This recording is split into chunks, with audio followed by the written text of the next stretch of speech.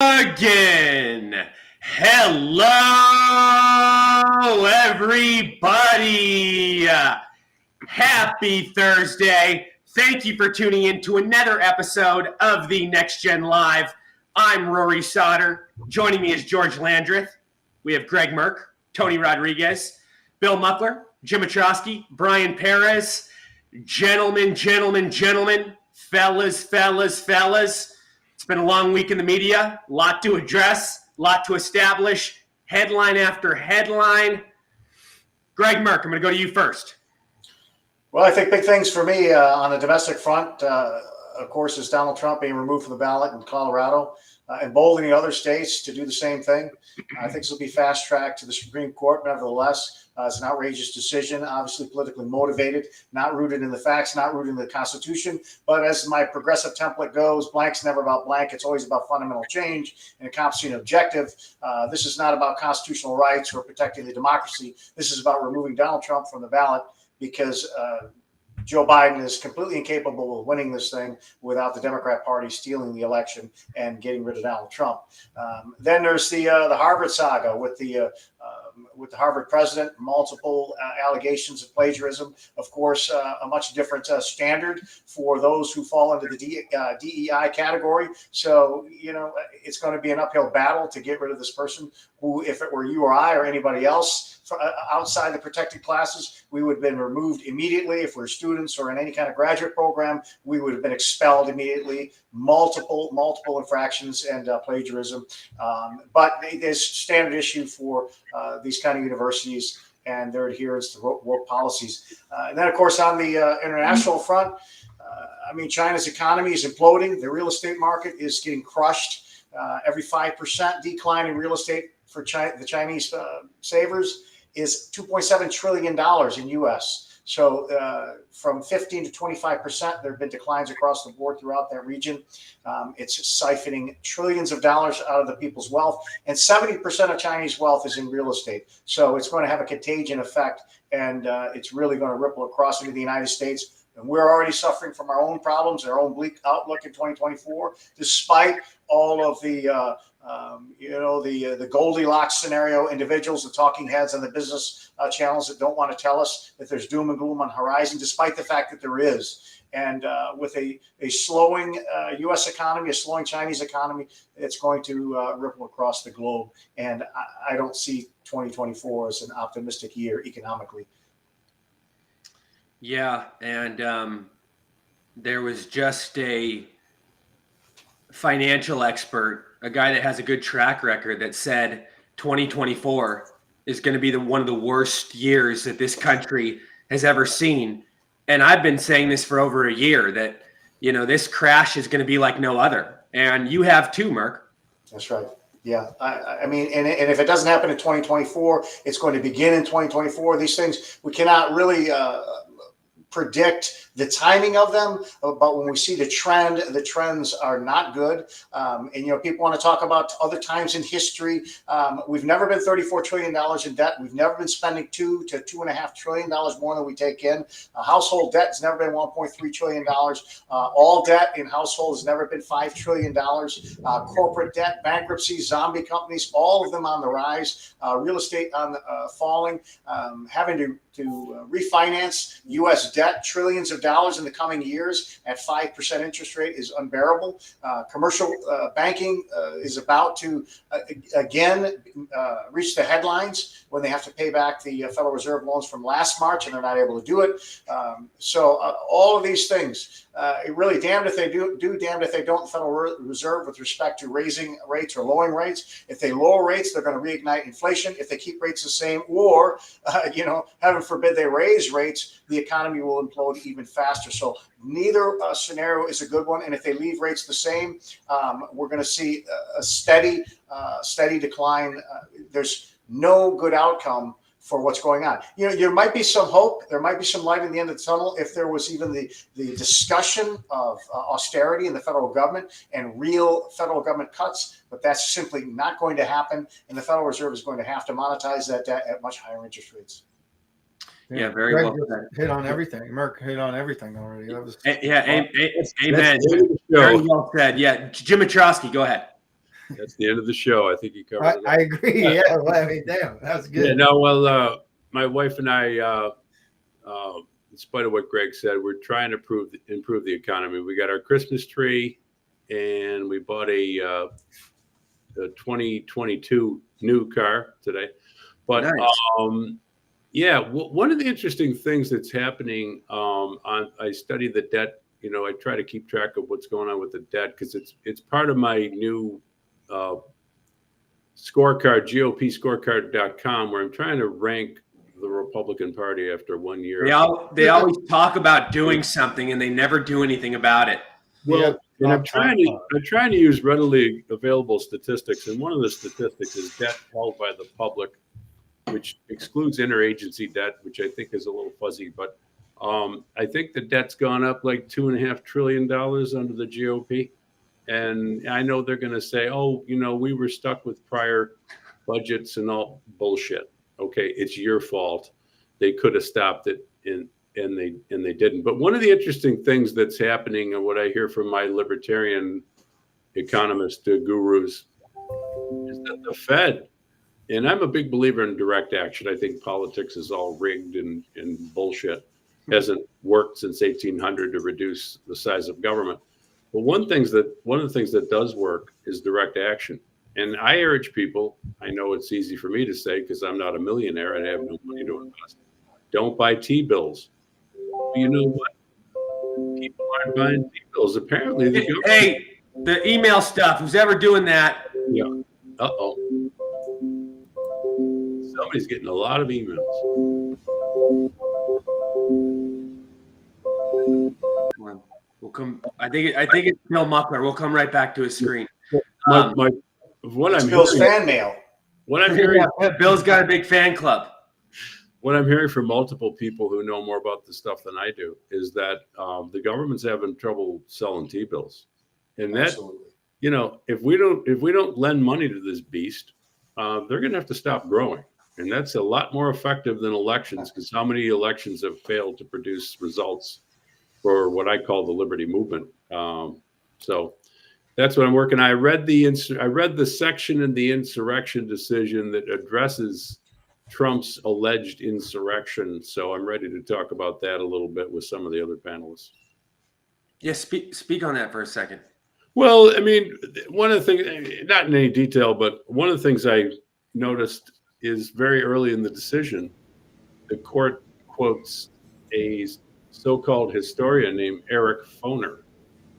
Well, I know a little bit about Eric Foner because I'm a friend of Tom DiLorenzo, who's written a lot about the Civil War, and Foner's a big Civil War historian. Well, he's also a Marxist. So I think that kind of gives away a clue as to how this court is trending. I just thought that the decision talking about how there was an insurrection and Trump's alleged involvement in the insurrection was very weak, very ideologically motivated, and it wouldn't really stand up to any real analysis. But I think what's happened to the left-wing judiciary is it's become, I think it always was ideological. In fact, years ago, before the current sort of left-wing resurgence, which I date from about 2014, the Ferguson riots and so on, and the Obama administration, I think the judiciary has always been political in this country. But at this point, Democratic judges are just purely 100% ideologues. And that's basically how the decision reads. And I did not read the section about where they concluded that after concluding that Trump engaged in insurrection by making a few speeches, they concluded that his speech was not protected by the First Amendment, which is obviously absurd. Everything they're really complaining about what Trump did. Trump didn't do anything that day. He gave a speech and he put out a few tweets. It's all pure First Amendment protected speech. And there was no insurrection. What I like to ask about the insurrection is three questions. what was the plan for the insurrection? Who agreed upon the plan? And how was the plan executed? These are three basic trial lawyer summation to the jury questions. I don't think any of those questions has been answered.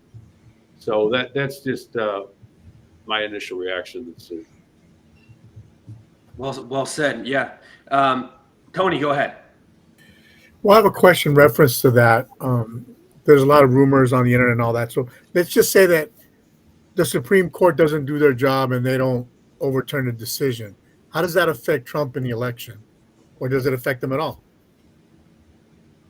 Well, I think if the Supreme Court affirms Colorado, any state whose judiciary is controlled by the Democrats, and I'm going to say off the top of my head, that might be 27 states, they'll immediately knock Trump off the ballot. So you're going to have these days you can't really speak freely in this country. Right. That would be a huge mistake by them. I actually have a sort of a Machiavellian theory that the Colorado judges, they know they're going to be reversed by the Supreme Court, and they're really just setting up a campaign issue. Oh, it's Clarence Thomas, in a corrupt Supreme Court siding with Donald Trump again. I hope I'm right about that Machiavellian theory, because if the Supreme Court actually does knock Trump off the ballot, that could be the start of a lot of things that I don't even want to talk about on live internet. Right. And Tony, they're trying to ban him on the ballot in California and a few other states now. Yep. When are the what I want to ask real quick is, when are the Republicans going to have the balls to take Joe Biden or any other communist off the ballot in their state? What's going on? Like, this is ridiculous. Have some balls, GOP. And Tony, your reaction, Tony? Well, I spent 3 hours with the GOP today. Yeah. And mainly because we disagree on especially California, right? Like in California, abortion is legal. It's in the Constitution. And so I don't want to make that part of my campaign, and they have a problem with that. And I don't, because not because of my personal belief, because I can't win that battle right now in California. And we have to change the Constitution. In order to change that, we got to have more Republicans, get voted in. So to me, that battle is just useless to fight in California at this point. We got bigger fish to fry, right? So the party's split everywhere, whether it's California, Florida, the party's completely split. You got people calling rhinos, and I mean, we're not together at all. We're just not. And in order to win the fight, we have to do it together. I mean, that's really the bottom line. And what's your response to the whole debt thing? I know you talk about that quite a bit. Well, I mean, it boils down to, unless we have people like Trump get elected, we're never going to even begin to resolve the issues. Right. I mean, the cost of living in California is, I heard today, it's 60% higher than the rest of the nation. Yep. 60%. There's no way we can recover from that at this point. The median cost of a house in the state of California, almost $800,000. Wow. The median in the state of California. That's number two. The most expensive place to live in the United States for real estate, for houses, Hawaii. The median was like over 800. Yep. So, I mean, it's an uphill battle. Especially in California. And, even the party, just part of the process on endorsing people is a joke in California. Just a joke. Yeah. George Landreth, your thoughts on everything so far? Well, one of the things I found very interesting was reading the case that came out of Colorado. And I've taught constitutional law, and I can guarantee you, if one of these Supreme Court justices turned that in as a paper, they'd fail the class. That's how bad it is. And it's unbelievable. I feel embarrassed for them. because it takes a special kind of stupid to write the things that they wrote. And the funny thing is, it's not just me saying that as a conservative. There are scholars, legal scholars, who come from the left side of the spectrum who have also said, holy cow, this is crazy.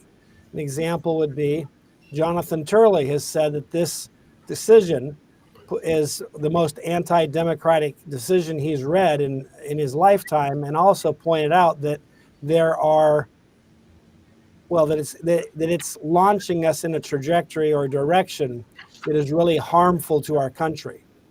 So it's not just that it's wrong, because sometimes, a court case, they can get the facts wrong, they can get the law wrong, they can make mistakes, and that may be an injustice to the people involved, but it can be fixed and it doesn't destroy society writ large. This decision, if not corrected, will destroy our democratic republic. We will no longer have the constitutional democratic republic that we thought we had. So it's a big, big deal. And these justices, not only do they not deserve to be justices because they're A, morons, or B, they're just political activists. But even then, they're also morons, because if you want to be a political activist, you could at least disguise it better. They didn't even bother. Why? Because they're not that bright. And so I hold them in the highest level of contempt intellectually, from a character perspective, from a perspective of having violated their oath of office. They've actually, they're all four of those are felons. And let me tell you what I mean. You say, how can you say that? It's just opinion. If you, under federal law, if you use the power that you have in government, it's called acting under the color of state law, to violate the constitutional rights of your fellow citizens, that is a crime under our civil rights legislation, for which you can go to jail. And every one of those four justices needs to go to jail. I don't think that's going to happen, right, but it should. And if this were a more just world, if this were a world where we followed the law and respected the law, that's what we do. Because that's the only way to be sure it doesn't continue to happen. I guarantee you throw four justices in jail for violating the constitutional rights of their fellow Americans, and you'll have a lot fewer judges willing to step out on that crazy platform. I've also argued that the Senate should every year cull through all the various federal judges. And the judges that are the most frequently overturned, like there was one year, I can remember years ago, I read an article about a guy, I forget his name now, but he was in the Ninth Circuit. He had a total of 5 cases before the Supreme Court in 1 year. He lost all of them being overturned, and all of them he lost 9-0. So he had 45 opportunities to get one judge. And this is back when the court was probably leaned a little bit to the left. He couldn't get one judge to vote for him out of 45 tries. That tells you this is a judge who's pathetic, and he should be removed from office, because you can't be that wrong that often and not even be trying, or you're not qualified. So the point is, if our Senate would start doing its job and start impeaching just 2 or 3 judges each year, the most outlandish, crazy left-wing kooks on the federal bench, that would cause them to start behaving better. They'd go, okay, there's accountability now. That's the whole point. There's supposed to be checks and balances. I do not want a court that does not have to answer to the law, to the Constitution. Sometimes people say things like, well, you want to have judicial independence. I do. I want them to be independent from political pressures, but not from the law, and certainly not from the Constitution. I want the Constitution to bind them tight, because without that, then all they are is dictators. So, yeah. And George, you know this area very well. You know this realm of law and these corrupt judges and how radical things have become. Could they succeed in a lot of these blue states with banning him from the ballot and taking the election away? I mean, your thoughts? Well, I think the law is pretty clear that the Supreme Court's going to have to flip all this. The question, in my opinion, is mostly, will it be 9-0 or will it be 6-3? I'd like for it to be 9-0 because I would like to believe that even the left-wing judges understand. And I don't think anybody here will be shocked to find out that I see no value in Joe Biden's presidency. And if he were to be impeached or moved from office, that'd probably be a plus because he's been a train wreck. But I don't want a court. I wouldn't want a court in Texas, for example, to rule that because of the southern border, he can't run for office because that was an insurrection by, so forth. I'm like, that's an issue. I hope voters will remember that when they go to the polls and vote and not support him. But I'm not really comfortable empowering courts to decide who we get to vote for or not in this way. And so, to be blunt, I would hope that the liberal judges realize we can play this game too, and we control more states than you do. So do you really want to open up Pandora's box for that? And, but I'd like to get us back to a time and a place where the public decides who the president is. Yep.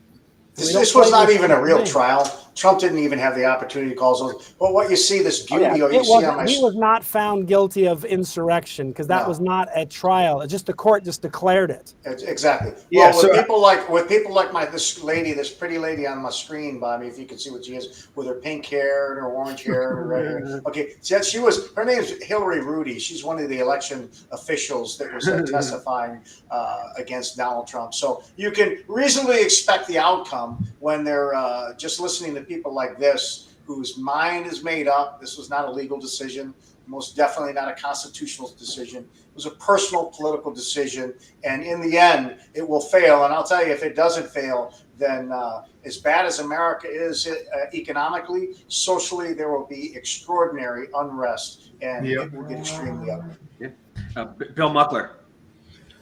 Yeah, this is really interesting. I guess following up on the same subject. Yesterday, we had a group luncheon here at my association, and I was sitting across the table from one of the guys, pardon me, and he wanted to know what I talked about on my show. And I said, well, I talked about Trump being taken off the ballot in Colorado, and the guy sitting next to me, who's a retired government employee and a strong leftist, he was just gleeful. He was gloating. Hey, this is it. We've won the election. Trump is gone. He'll be in jail. And, so this whole thing, I think, was just to gin up the base. And it was also to get the Democrats united, because there's 15 states now that have submitted these lawsuits or whatever the heck they are, to their Supreme Court, state Supreme Courts, to remove Trump from the ballot. But really, they're not really removing Trump from the ballot in this Colorado case, unless I'm completely wrong on it. They're removing him from being in the primary election, I believe. That's right. I don't understand how they can do that, because the primary is a Republican thing. It's not a federal thing. Am I right or wrong on this? Yeah, that's right, and that's why the GOP in Colorado is going to move to a caucus system where it won't matter. Yeah, exactly. Thank you, Greg. Yeah, that's the next point I was going to make. So anyway, Tony was saying, the Democrats, boy, they stick together. It's like they've got a red D, tattooed on their foreheads. Now, what I'm really interested in seeing is, if this goes to the Supreme Court, will Chief Justice Roberts take it on? Because he can say, we're not going to take this case on. He could do that and say, we're not getting involved in politics, or we're not getting involved in decision making, and all these lame excuses that he makes. But let's say he does take it on, and what George is bringing up, the vote. If it's not 9-0, that is definite proof that the court is ideologically based, that because they keep saying, no, we don't vote according to our ideology and our politics. We vote according to the Constitution. But why then are all the votes 5-4 or 6-3 then? Yeah. Yep. Why? Because don't. the Democrats vote with the Democrats, with the liberal left, the Marxists. Mhm. So if this doesn't go 9-0, that's definitely proof that the Supreme Court is corrupt just as well, as far as I'm concerned. And I think a lot of people in the United States feel the same way, that the court's already corrupted. And what happens if somebody like Roberts decides that he's going to vote with the left, and let's say Amy Coney Barrett decides she's going to vote for left because she has not been a sturdy right conservative? What happens then? I don't think that, people like Roberts. This is, to me, is the most intriguing part of this whole issue. I think Roberts, who's uberly concerned with public opinion and what this would mean, I don't think they have a choice but to take on the case. And I think that the magnitude of them upholding the decision would be so profound that I do not believe that they would want to uphold the decision, but they would rather want to overturn it. I don't think that they did the same thing when it came to Obamacare. They didn't want to meddle in what they saw was a legislative issue, that the Congress should deal with it. You made it. You need to take it away and fix it, and we're not going to do that. So I don't really see the Supreme Court, punting on this. I think they're going to take it up, and I think they're going to have to overturn it, or else there'll be extreme national unrest. The decision, it's not just a political one. It is a huge national issue and a national security issue at that. Yeah, and Greg, I agree with everything you're saying. And the point I'm trying to make is I'm really intrigued by waiting to see what does really play out. I'm thinking it's going to go 9-0. I think it almost has to go 9-0, but who knows? Now, I can't see Keegan and Sotomayor making the decision for Trump. These are ideologues, extreme ideologues, and the other one, Katanji. I don't see them, going against or I think Trump Katanji's still trying to figure out the difference between a man and a woman. So this is a difficult Exactly. issue for her. Exactly. Far too complex, way too much history. I think you'll be expecting too much. Yep. Ryan, what are your thoughts so far, man? Well, Merck and George hit on the topics very well. But I would go, so Lindsey, you have Lindsey Graham saying that Biden hasn't participated in any of the Hunter Biden business dealings, but yet they all impeached President Trump just for inquiring about that. He got impeached so quick that by the time he even got notice of it, they already impeached him, but yet they have not done anything to Joe Biden. It's so, all this stuff, all the Marxism and communism that everybody's been talking about is so blatant. There is no way the Supreme Court goes 9-0 on the decision to have President Trump off or on the ballot. All the communist states, you touched on it, Rory, are going to try to do that because they are scared of President Trump being on the ballot. They know that he knows the truth about what's going on, and I believe they know that they're going to be done if he's on the when he gets reelected finally again for the third time. What I don't like is our GOP doesn't have any balls. All they talk about is they do talking, no action. Governor DeSantis, Abbott, they should be removing Biden or any communist Marxist off the ballot in the Republican states. This is ridiculous.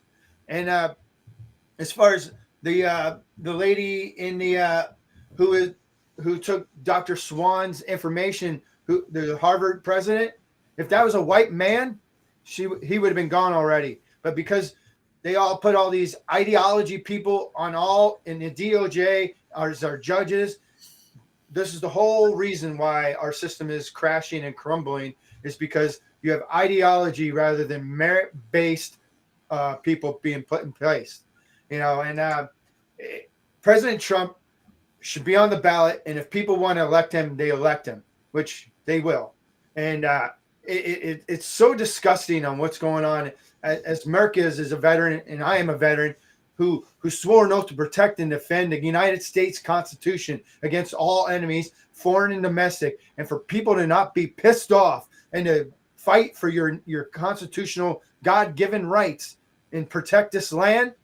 y'all should be ashamed of yourselves, each and every single person tuning in. What are you doing?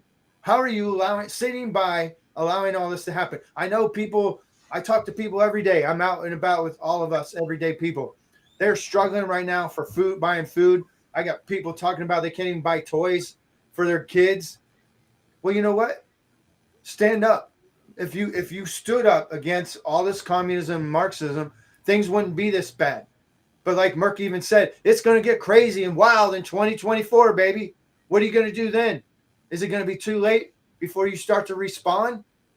This is like Merck and George touched on it so eloquently and well. I don't even need to really go on it, but it is so mind-boggling on the laziness and the entitlement of people, and how I realize how do you fight it? Like President Trump said, peacefully and patriotically on January 6th. And we had FBI informants obviously in there destroying and actually enticing. I don't still think it's an insurrection when people come into the house that they own. The Capitol is owned by we the people. And they walked in there. Some people did destroy some things. So yeah, you should probably be punished for that. But what about all the insurrections going on the past few weeks over Israel and Gaza? Nobody's been punished then. Why aren't the Republicans doing anything about that?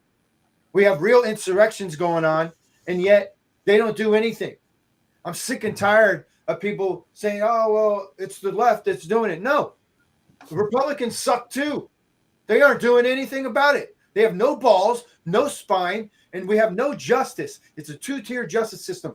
Biden has sold our country out, along with a lot of other global elites. I think the only way is through the military, through tribunals, because these guys have committed treason. And they all, and for most of us, we know what treason means. It means publicly hang or whatever you, whatever. I don't want to go too far into it because I know I want this show to stay on, I don't want it to be off YouTube or whatever.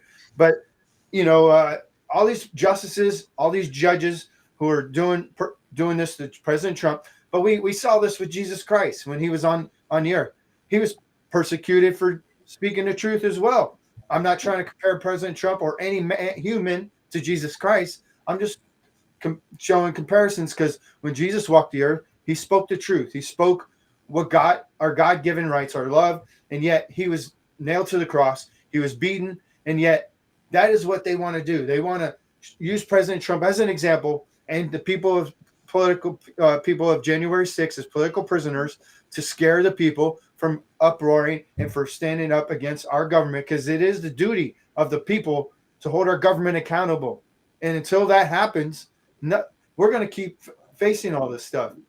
It is crazy, and we have to get back to merit-based principles, common sense, and we have to secure our southern border. That is the main issue. The Republicans just gave every concession to the communists, and they said they were going to work on having border policy, but they didn't. They're going to send money over to Israel and Ukraine, and yet the border's still going to be wide open. I talked to my buddy who's on the border. He's a border patrolman, second in command, and I don't want to say where at because then that might give it away. He asked me not to. So these people are coming, 15,000 people coming across, like almost a day on an average. And yet they can't even enforce the law. They're told not to enforce the law. And this is a problem with the administration. It's not going to be changed until 2024. Anybody who thinks the Republicans, with their razor-thin majority in the House, they are completely helpless against the things that you're talking about. The Senate will not pass anything that they do, anything that has a conservative bent to it. And even if that were to happen, President Biden will veto it, or the Biden third term. The only solution is to have an administration change in November. And that isn't just in the White House. That means bigger margins in the House and taking the Senate back. And it's going to require Donald Trump, who is not the savior with respect to austerity measures in government spending. He added $6.7 trillion to the debt. He's going to have to do a 180-degree change in his policies with respect to the U.S. economy and spending, because he spent more than anybody in a 4-year term. Although Biden will beat him in his 4-year term. I think Biden is close to $6 trillion or maybe a little bit over already, and we still have a year left. $374 billion they spent over and above last month, the biggest record. So it's going to take November. The border is not going to be secured. They can impeach Biden. They can impeach Mayorkas. Nothing is going to happen until November 2024. So that's the sad reality. So it's kind of like, hold on for the ride and just hope we make it to 2024. Exactly. And that's questionable. But Merck, don't forget, the Republicans had the House and the Senate when President Trump's first 2 years, and they still didn't do anything. So I don't really see them doing anything. Well, the Republicans that's right. That's very true. That's very true. But you know what? That's why it takes the top leadership.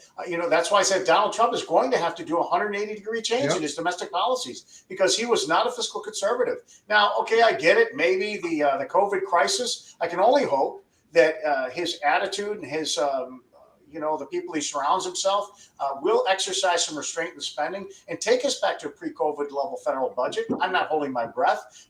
But if we don't cut the spending, and I'm talking about real massive cuts, then it's going to be more of the same no matter what. And we don't need people to buy our U.S. treasuries. They're not. China is a net seller. Japan has their own problems. They're selling U.S. treasury to shore up cash for their struggling economy, but they don't need anybody to buy the debt, because the Federal Reserve buys it through quantitative easing. And they won't be the buyer of last resort. They will once again be the buyer of first resort. So whether or not people buy our treasuries is irrelevant for this government, because we just buy them ourselves through the Federal Reserve. And that will ignite inflation like we've never seen before. Listen, this is going to be a repeat of the 1970s with the pain of the 1930s. And people better buckle up for the ride. Amen. Stock up on things used for trade. Hey, Merck, did you also see the Argentinian president went into the treasury and saw they were tapped out, drained? And he's actually destroying a lot of departments of the government of Argentina, and it's great. That's exactly what we need to do. Get rid of the Department of Education, the IRS, and limited government, and bring it back into the United States of America, all of our government agencies that we need, because DC is a foreign, it's not even part of our nation, our republic. Yeah. Well, I'm not holding my breath, because Argentina is 1/10 the size of the United States, and the United States is growing all these millions of illegals that are coming across the border. I mean, it's just what is required, what is needed to do to fix this country. It is bigger than we've ever known in the history of this country. We're talking about having to deport 20 million people. If we're not willing to deport 20 million people, that's part we're going to be finished. If we're not willing to implement austerity measures that are going to hurt people, then that's going to be the end of us. And if we're not willing to cut the massive regulations that are destroying jobs and destroying manufacturing in America, if we're not willing to drill and explore our energy independence and once again become nothing will fix this country. We'll continue to go down this road to failure into the abyss. Yeah, we'll be done for sure. I think done within the next couple of years if we don't. Jim, your thoughts on everything? I think it's pretty grim. First of all, no election. I know I'm repetitive, but I'm going to keep repeating it until it sinks in. The last time an election resulted in an increase in American liberty was 1800. So, good luck thinking elections are going to do anything. The Republican Party has not eliminated. The progressive era started in 1913 with the Fed, 1913-14, with the Fed, the income tax, and the war on drugs, which really was a symbol for the whole federal intervention into medicine, which it has no business being in. The Republican Party has not repealed a single major progressive program since 1913. So I don't hold much hope out for the future. I do think that the Trump wing of the party is a significant improvement over the Bush, for want of a better word, the Bush wing. Yeah, President Trump's the greatest. But Trump himself is if you studied him closely, he was a populist nationalist, and aside from that, had no ideology whatsoever. He's a pure pragmatist. He does have a sincere belief in nationalism and populism. He thinks that the government should do what is good for the nation of America. And he's a populist in the sense that he thinks the government should do what's good for average people. However, that's a subject of debate. Is it free trade? Is it protectionism?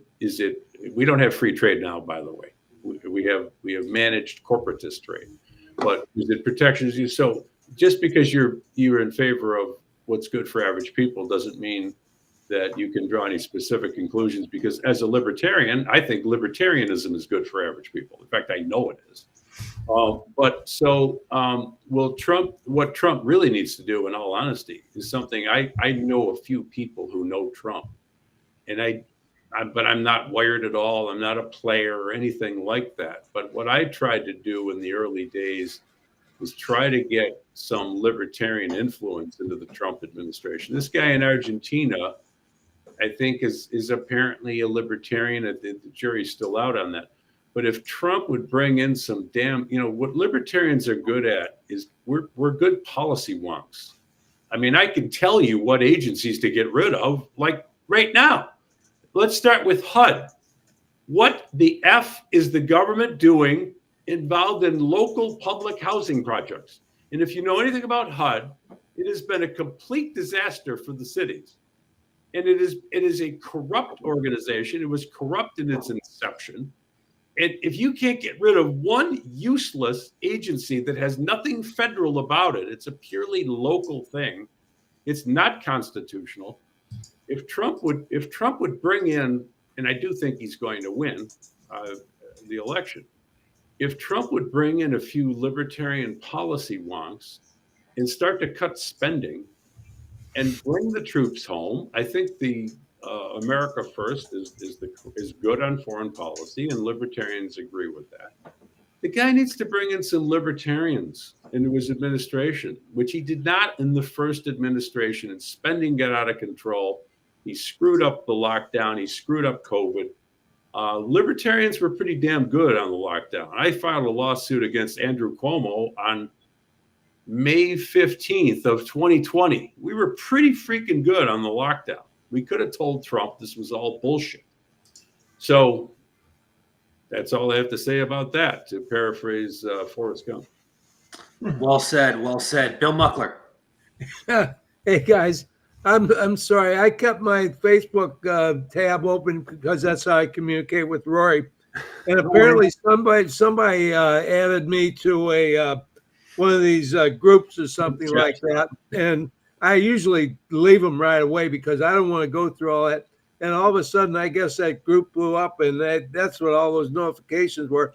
All I really had to do was click on the mute, and I would have solved the problem. But I went ahead and tried to figure out how to leave the group, so I apologize for that. No problem. Hey, I took some courses in statistical analysis at Mizzou. And so I kind of went, we had to do some surveys and studies and do all this kind of stuff. And there's one that came out today that said, if you're sleep deprived during the week, which most of us are, we get 5 or 6 hours of sleep, we can actually catch up on the weekends, and this will do us good. So this a big exhaustive study came out letting us know, hey, we can catch up on our sleep on the weekends. Now, here's what's interesting about this. This was all American data, but the study was made by Chinese communist scientists. What the hell are they doing with our sleep data? They've got everything. My point is, I think China is intertwined themselves and got themselves interwoven in our civilization, culture, and country that we don't even have a clue what they're getting into, because now they're even studying our sleep habits. Yeah. Go figure. It's insane. It's insane. Well, with back to the elections, Obviously elections don't mean anything if people don't do anything. It is possible to get the kind of people in Washington that make a difference. Calvin Coolidge ruled from was president from 1920s, 29. 23. Yeah. I mean, he erased over almost $4 billion from the debt when we were only in the billions. Our national debt was. He's the only one that has a negative number. Actually, I think Warren Harding may have decreased the national debt, but he actually did. He cut government spending before he cut taxes, and then he cut government spending again, and then on the third round he cut taxes. So it can be done, but the problem is the American people are not willing to accept the austerity measures. And when you look at Washington and the kind of people that go to Washington, they're handicapped even by their own people. They're there to get reelected. And unfortunately, as Mitt Romney said years ago in 2012, too many people are attached to the United States government. Too many people rely on the government entitlements, and it has become impossible to turn that spigot off. So I think the best we can hope for is maybe prolonging the existence of this country. Like Hezekiah did.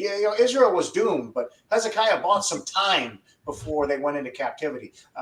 I think it's going to take some extreme measures in Washington, apart from that, then there is going to be no hope for us fiscally. It doesn't end well. And this is a unsustainable course. This is going to be impossible to finance this country through taxes and even printed money over the next 20 years. It's going to be impossible. When you're looking at possibly $100 trillion in debt, that just doesn't work. The numbers don't work. Yeah, we're doomed for sure. Great Depression too, like a lot of us have touched on.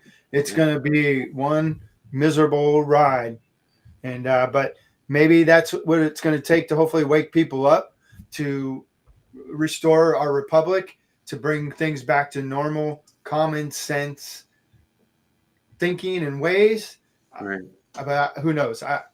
I think people will kind of get used to it because this is a slow, methodical change. The 1962 45 goals for Marxists in America, they're playing the long game. And I think when you look into the future, what the global economy looks like is a nationalist less world where borders don't matter, where they're just regions and everybody kind of shares in the economy. There's massive redistribution of wealth, and there's really no sense of nationalism throughout. And people will kind of get used to that, going traveling. It's kind of what happened to Europe in the 90s.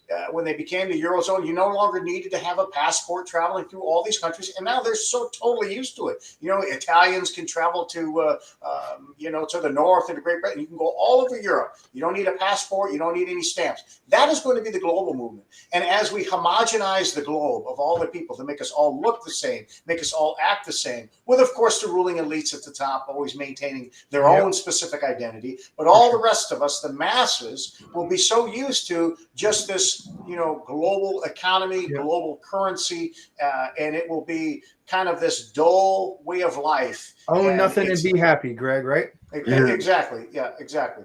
And we'll be so used to doing, having less. Our square footage in our homes will shrink. Americans enjoy the largest square footage in the world.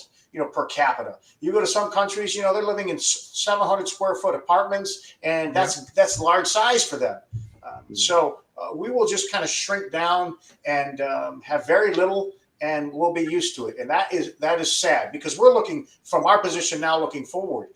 Imagine what this looks like to the people of the 1950s. I don't think they could imagine this. And unfortunately, it's going to be difficult to reverse course. I think the most we can do is slow it down. Right. Hopefully. Right. I want to mention this. Communist dictator of North Korea, Kim Jong-un, declared through state media on Wednesday that the launch of an intercontinental ballistic missile was necessary to clearly show what action the DPRK, North Korea, has been prepared and what option the DPRK would take when Washington makes a wrong decision against it. So he's out there threatening America again. He wants to make a move.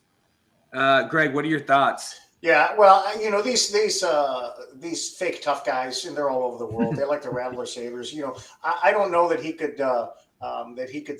hit the continent of Australia with his ballistic missiles. Maybe he can, but he's just trying to talk tough out there. And he did threaten that he would retaliate with nuclear weapons if the United States attacked him with nuclear weapons. Of course, he quantified that. If he gets attacked with nukes, he's going to retaliate with nukes. And obviously, as would every single country on the planet. I mean, any country that was attacked with nukes, certainly communist countries, is going to retaliate with nukes as well. So it's not like that's some revelation, but I think he's just trying to say we got nukes too. And the extent of it, maybe he does, maybe he doesn't. But this just goes to show you it's more reflective of the Biden administration, where his pathetic weakness, his fecklessness, is heard all around the world, from China to Iran to North Korea. And nobody respects America anymore, because how can you expect a guy that can't even utter a coherent message? How can you respect a guy who doesn't know which way to turn on a stage? You cannot. And the government or the world sees it, and they're laughing. Yeah, Mark, Kim Jong-un couldn't even hit Chris Christie. Yeah. Bill, you got any thoughts? I don't know how to follow up on that one. On the nuke thing, yeah, I think that I think he just wants to keep Korea known, and the guy's a narcissist. There's no question about it. Probably a sociopath. I thought Trump handled him very well. Trump figured out how to handle this guy, and we heard nothing about the bad coming out of North Korea until now. Biden's in, and all of a sudden we're hearing all this stuff. We didn't hear much coming out of Iran either once Trump killed off Soleimani, yeah. So, we've got to change this around. If we go another 4 years with a Biden-like administration in power, yeah, we're going to be in a world of hurt, no question about it. Jim, you got any thoughts on North Korea? I mean, they've been threatening us for a while. Nothing really ever happens. They just love to, stir the pot. I'm concerned. I was hoping that Trump would accomplish something there that nobody expected, but he didn't seem to close the deal. Maybe in his second term, That we know of. somehow end the Korean War, which I mean, there is a continuation of World War II, because the Soviets went in there right at the end of World War II. So, as a libertarian, these wars never end. We're still fighting World War I. If you look at the map closely, we're still fighting World War II. These wars never fucking end, and they never, they don't solve the ultimate problems.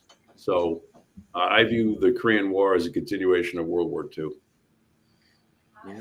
Well, and that's how these global elites, military industrial complexes make their money is by wars. So we're never going to, as long as these people control or are in power, we'll always be in a war until we actually get somebody in there that doesn't want to go to war, like President Trump, who brought peace to the Middle East, who brings our troops home and protects our own borders. We'll definitely always be in a war, because like Nikki Haley, she's a neocon.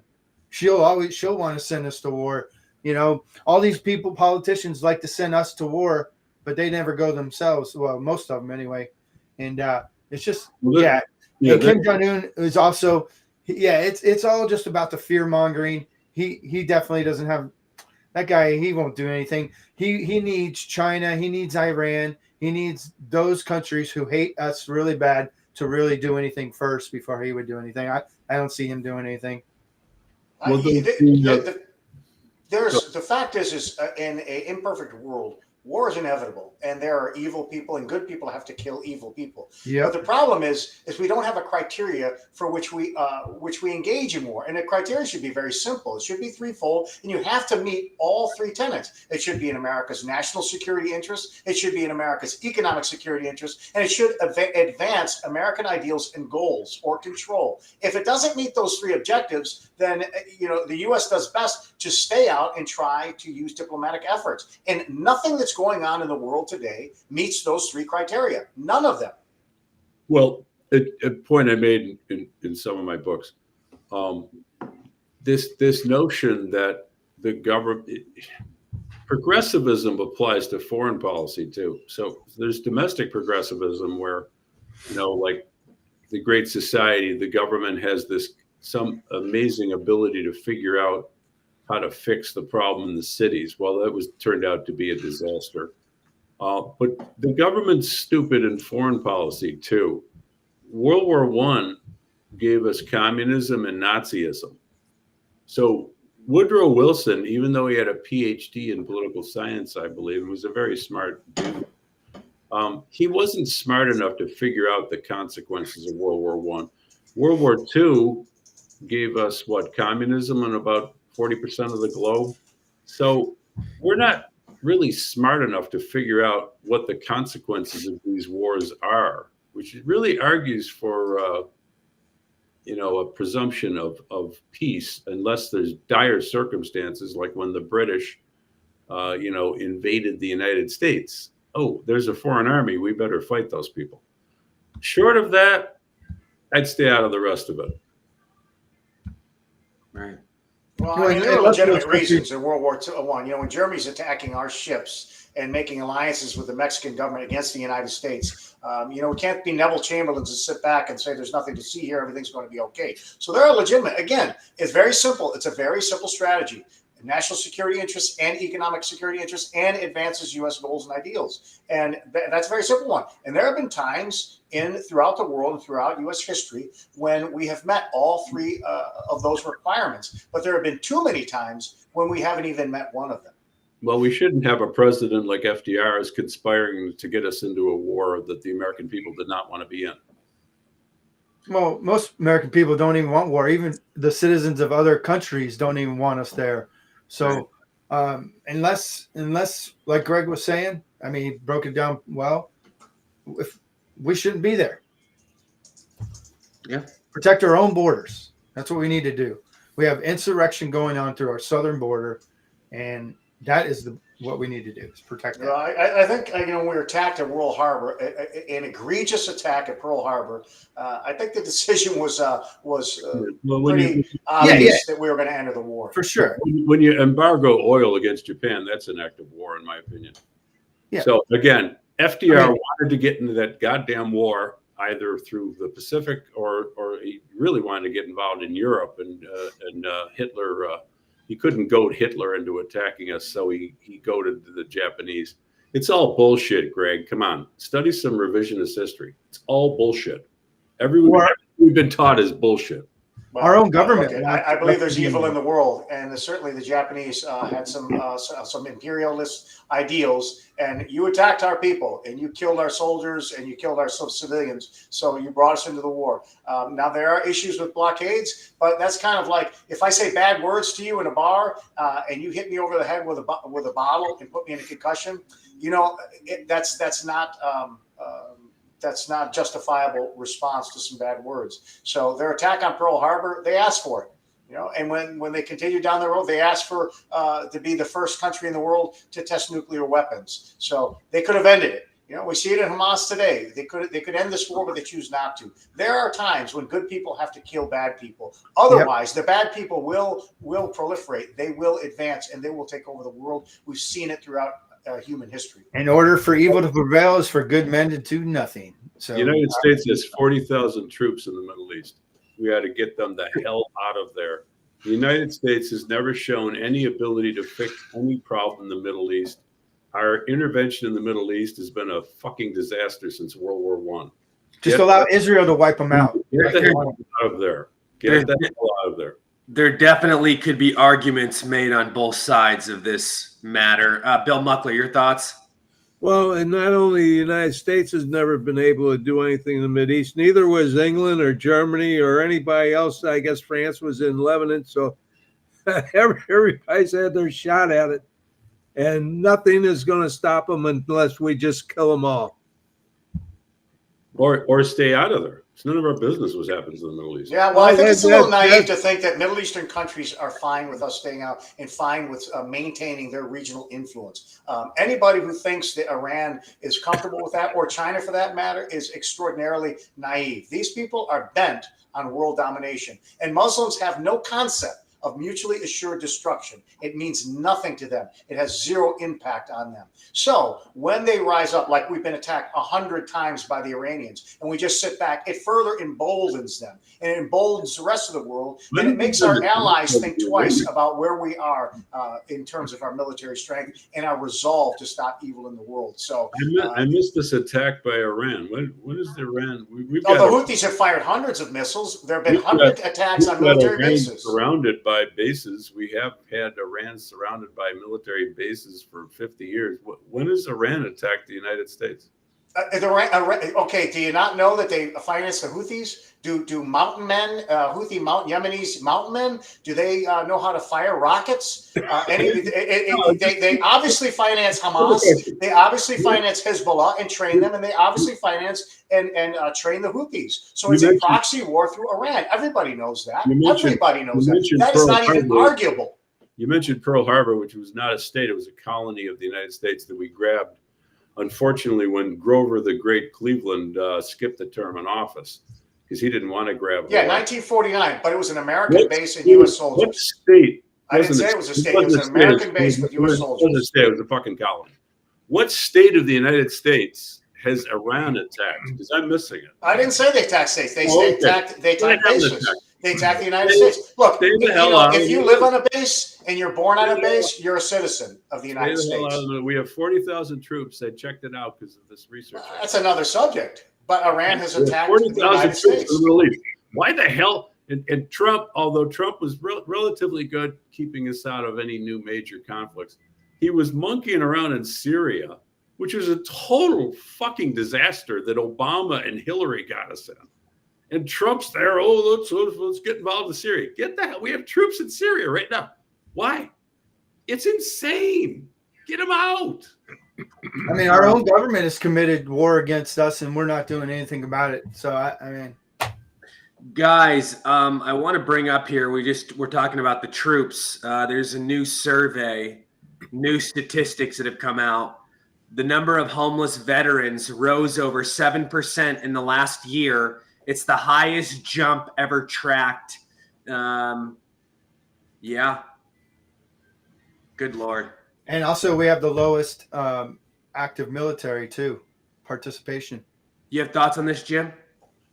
No, I want to let the veterans speak to this because I do not understand the veteran homeless problem. So hopefully they can explain that better. Bill, you have thoughts on this? Well, obviously, a lot of veterans come back and they're not only damaged physically but mentally, and many of them are the ones who end up being homeless. And they choose to do this because they feel like they need to still live in the bush, that they can't. They don't want to assimilate in society, and we're not really doing a very good job of taking care of our veterans when they come back. We don't. We may give them some care to give them new limbs or something like that, but we don't help our veterans at all coming back from the trauma of the war. And when you speak about that, a lot of people don't understand. And I wasn't over there in the Mideast, so I can only tell you from what guys have told me. They're sitting next to their best buddy in a Humvee or some kind of a vehicle, and they're just chatting away. And this guy's a best friend, and all of a sudden, a split second later, this guy's dead, and his brains and everything are blown all over him. That's pretty traumatic. That's pretty hard to get over, and so you can't just dismiss these guys and say, hey, get over it, or, it's shell shock or something like that. So these guys have a hell of a hard time. And I do a lot of work with veterans organizations, have a very difficult time getting back into society. And we're not doing them any good. We're not helping them when they come back. Hell, we just don't give them any support at all. And the VA in many cases won't even allow them benefits because they can't prove that there's anything really wrong with them. And a lot of guys, they don't want to accept it. They don't want to get on any kind of medication. They don't want the VA, controlling them or what they think is controlling them. And so they end up, being the homeless. For example, when I was in Brevard County before I moved over here, I was on the executive board of the Veterans Memorial Center over there, and we knew every homeless vet in Brevard County, a county of almost 500,000 people with about 80,000 vets. We knew where every one of them were. We had guys that actually went out and took them MREs and took them bottled water and checked on them, and so forth. So, but we were volunteers and we were donating our own time and money to do this for veterans. The government wasn't doing anything for them. And these are the kind of guys that we read about. They're homeless, and it's getting worse. And where are we directing all of our money now? We're spending $500 a night for illegal invaders. Yeah, because they're kicking the veterans out of the hotels. But where our vets live, they don't have anything. And so we got, like this Tunnels for Towers. I see their ads on all the time and so forth. There's some organizations like that trying to do some things. A good friend of mine, a Texas Aggie grad, a veteran, he's trying to build a string of homes, got some land and building homes strictly for veterans, that over in Brevard County. So there's a lot of things going on, but the government doesn't value veterans the way George and Brian and myself value them. That's for sure, and that's a real big problem with it. Another problem is the suicide among veterans. That is continued to increase, and we don't have any idea how many veterans are committing suicide. There's a number out called 22, the 22 a day. But that doesn't take in statistics from every state. That's only some part of the states. And a lot of families won't allow suicide to be put on their their children who are veterans on their death certificates because they think it's kind of a stigma against them and so forth. So, pardon me, we don't know enough of what's going on as far as veterans are concerned. What we do know is our government doesn't give a shit about them and doesn't value the veterans and the service that they provided for us. That's right. Yeah. And Bill, also, veterans are being kicked out of hotels for the illegal immigrants as well. So that's why there's a lot of homelessness up as well. And you touched on a lot of good stuff. Reefs Across America just did their thing on December 16th, laying the reefs on the tombs of in the national cemeteries. That's where my family is. My brother, my dad, my grandfather, and my grandma, they're all laid to rest. So God bless them. And I hope people went and just honored their loved ones there. But we've been involved in that. In fact, this year, because I'm over here, I wasn't involved in that. We did Wreaths for America. We also did the Missing in America project over there.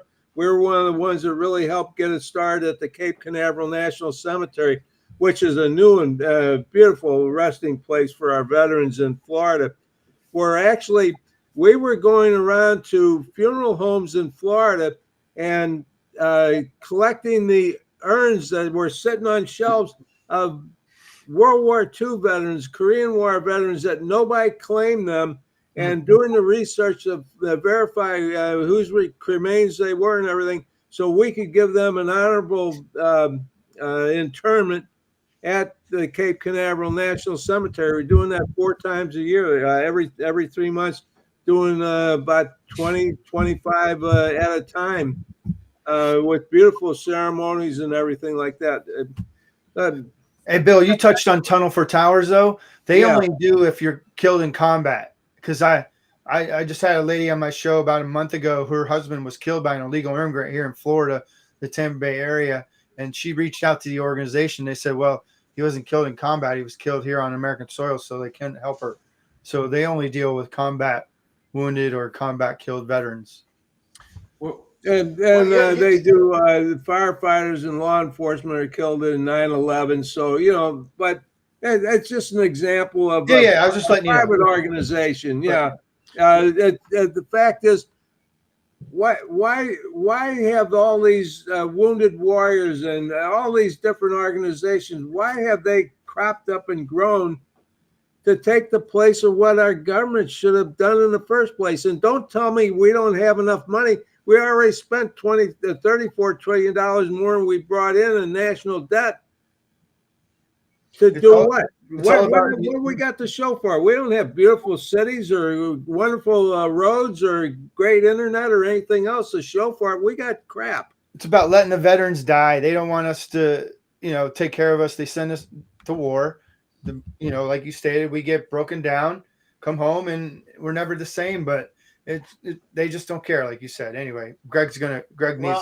We're about to wrap up here in a couple minutes. Go ahead, go Greg. Well, first of all, I'll say that homelessness for veterans is very much like homelessness for everybody else. There's an extreme amount of mental illness and substance abuse, compounded PTSD. All these things are factors. But what people don't realize is, there's this we are an all volunteer force. And many people come into the military for socioeconomic reasons. So if you're kind of strained and you just want a job and you never really make it, a lot of people in the military, certainly over the last 20, 30 years, come into because it's a way to get a paycheck. So if they don't have this great foundation in childhood and socioeconomic strength going into the military, they're much more likely coming out of the military to kind of go back and drift into that and eventually become homeless, especially when they're impacted by all these other things and they drift into the substance abuse and the drug abuse and the PTSD and all the other things. So it's an anomaly among with veterans, but it's explainable, and it's also a factor when you look at the pay grades. I've never met a homeless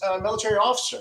And it's a big difference. Obviously, the pay grades from the lower enlisted ranks to the officer ranks and the seniors. So it clearly has a link to socioeconomic status. So, if you're not sound and strong going into the military is not going to fix your personality. It'll provide for you and sustain you for a little while. But when you get out of the military, you're going to resort to those old habits, which could be fractured and cause you to go into these areas, with substance abuse. Because they're used to being told what to do, right, Merck? And then partially, but you get, you have housing. You don't have a problem with housing. Maybe you grew up you're in your parents' trailer, and you didn't have much of a prospect in getting a job out, in yourself. So you go in the military, and then you get out of the military. You don't have the health care. You don't have the paycheck. You don't have the housing. You're not living in the barracks. All these things are gone, and they're not capable of adjusting. So I don't think that it's this phenomenon. I think it's very explainable. And unfortunately, I don't think it rests on the hands of the U.S. government.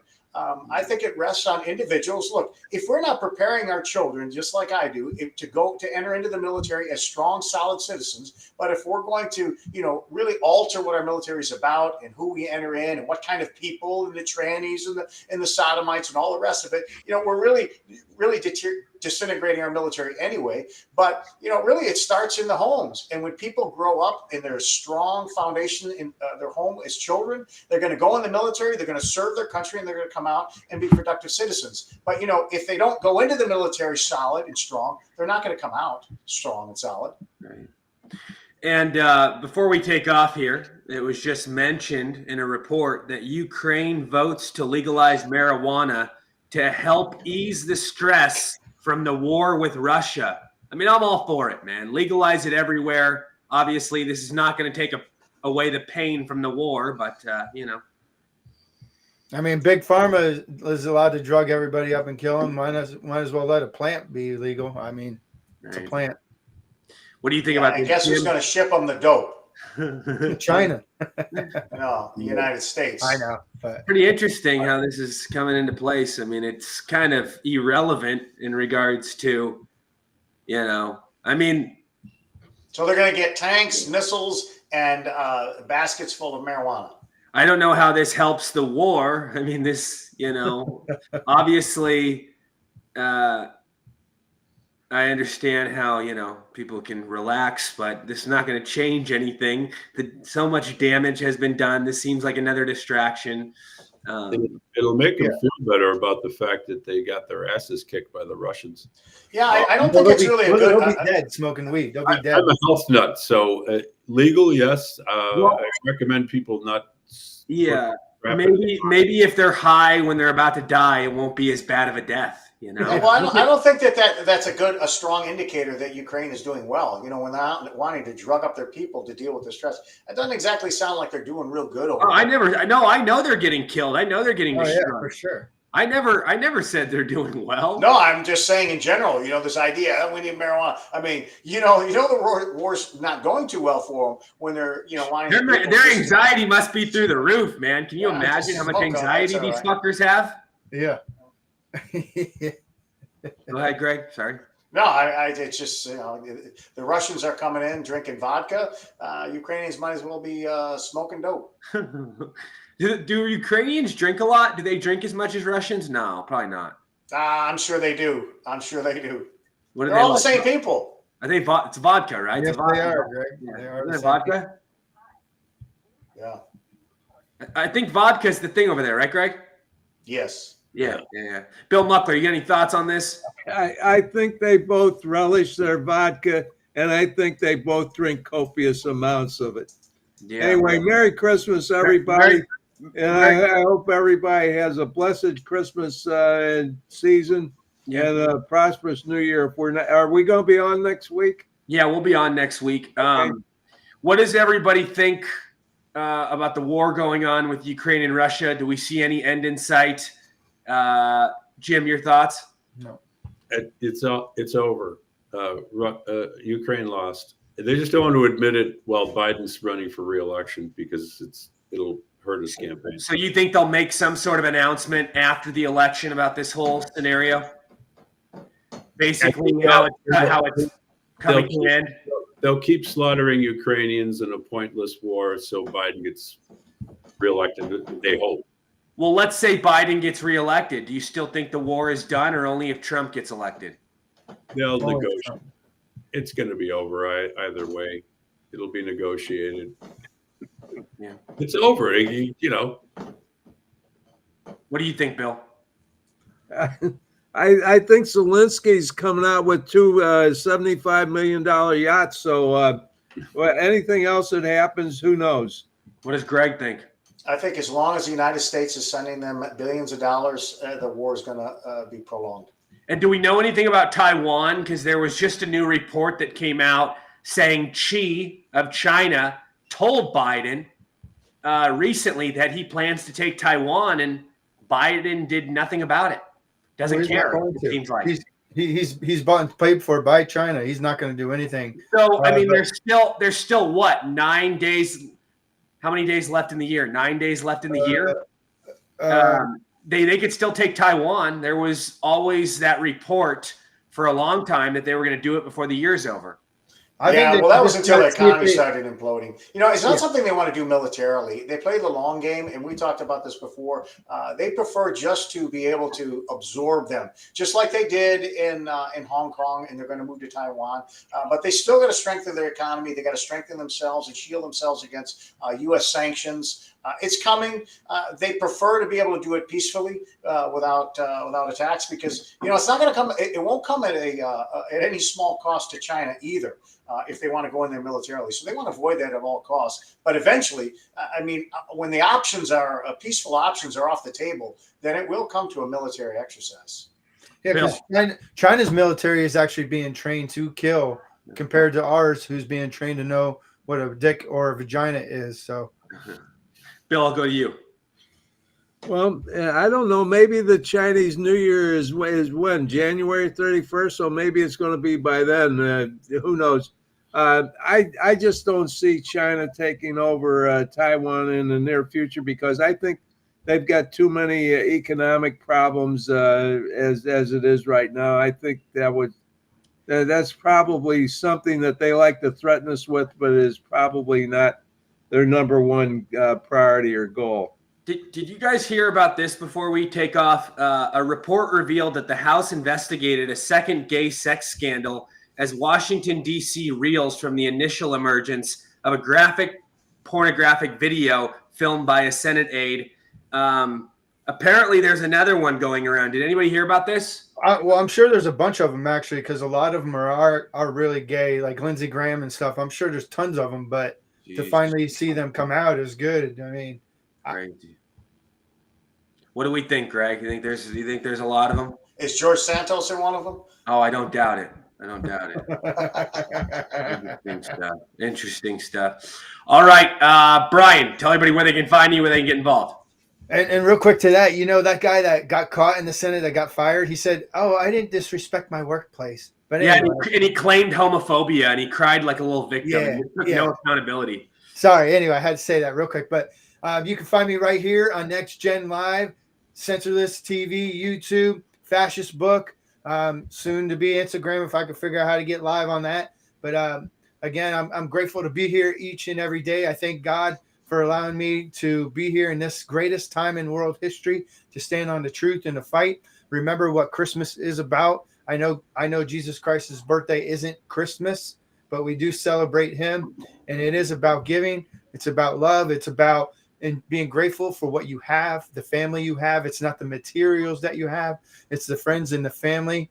So you never know. This could be your last one with all of you. Like my family's all passed away. I do have cousins left, thank God, and an aunt, but really appreciate what you have. Be grateful. Count your blessings every day. Give him all the honor and glory.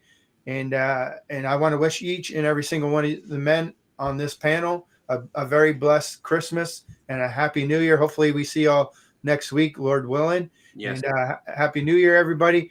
Buckle up. 2024 is coming up. Woo! It's going to be a hell of a ride, as Ric Flair would say. Woo! Bill Muckler.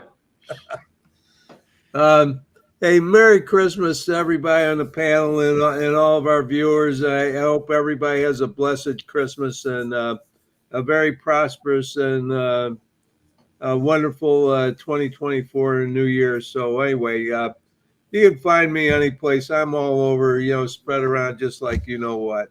Jim. Yeah, Merry Christmas to everybody. I'm on Facebook, Twitter. I got some books on Amazon, and I'm going to do this GOP scorecard live stream on January 1st. So should be so fun. Probably enough, right? Greg. Yeah, getting ready to launch the new Minutes with Merck, a 5-minute show that will be hard-hitting, impactful on a single current event on this network and on my Facebook and YouTube channels. Excellent. Well, everybody, another episode of the Next Gen Live in the books. I want to thank everybody for tuning in tonight. I hope you all have a Merry Christmas. We will see you all next week. Until then, I'm Rory Sauter. God bless. Much love. Cheers, everybody.